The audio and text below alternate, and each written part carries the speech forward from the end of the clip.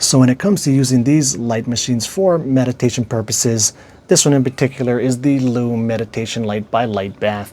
And you're lying underneath the flashing light with your eyes closed, waiting to see a pattern in it so that you can use that pattern as your object of attention for this meditation session and start to build it out from there.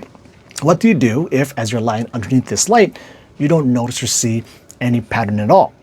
Well, the solution to this is really quite simple, just like this entire, meditation technique is in general. And that is to simply just sit back and wait, because, sooner than later, you'll probably be able to notice some sort of pattern popping out in there, whether it's like a center point or it's some lines or like a grid forming, something will pop up, right? So simply just sit back and wait for that to happen. Now, different sessions in here have different, frequencies or paces that it's flashing the light at your closed eyes. And certain, flashing sessions are easier to see patterns in than others. Like the pretty typical type for all these light machines is a pretty fast, quick flashing. And so I find those to be really easy to find some sort of pattern, as you lie underneath the lights to lock your attention to. It will tend to pop up pretty quickly. But then you can have some other sessions where like it's flashing really, really fast, where it's almost like a verge on steady, steady light beam.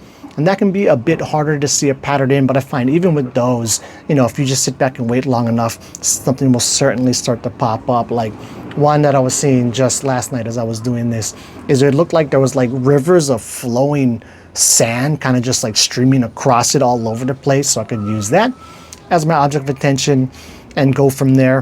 And then I do also think like the particular color of the light, kind of helped it look more like flowing sand streams instead of like, I don't know, water streams or something like that. Interesting side note is that this one is basically just like a yellow or a white bright type of light. But as you get deeper into it, colors will start to pop up. And they do have different types of light and mind machines that actually do flash different colors, in which case, obviously it's easier to see colors in those sessions. But yeah, off track. Interesting side note there.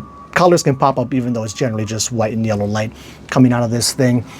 And then even some of the other sessions will have like a far slower kind of just pulsing in of light, like it pulses in and it fades out.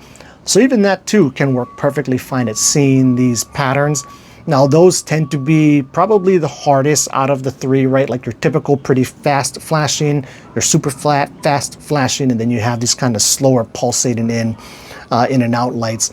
But that can work great too. And one of the benefits to this kind of slower flash is that when it fades in and you can see the pattern, and then it kind of fades out and blacks out again, is that when you do start to see that pattern and you're going in and out, it can pretty quickly start to induce a feeling of movement in there as it like fades in and fades out. You can start to get this kind of pull in, pull out feeling going on, which touches a little bit on like when you do have a full-on wild and you can transition straight into a REM style dream from hypnagogia. Very often you have this neat kind of pulling sensation as you're getting like pulled into the dream. And so if you're wondering what that feels like, the slow pulsating sessions under the light can kind of give you a glimpse at what that feeling can feel like. And one of the good benefits to that too, I think if you got used to what that pulling sensation is, it can help you stay within the dream when you do have a full-on wild. Because what happens the vast majority of the time is you're in this hypnagogic state, boom, you get pulled into the dream, it's super awesome, but then the excitement or the physical sensations of being pulled into the dream can wake you up too much and black everything out. So, getting used to that feeling under this light could actually truly be beneficial for your wild or wake initiated or wake induced lucid dreaming practice. But anyway, with that said, that wraps it up. Until the next video, keep your meditation practice legit.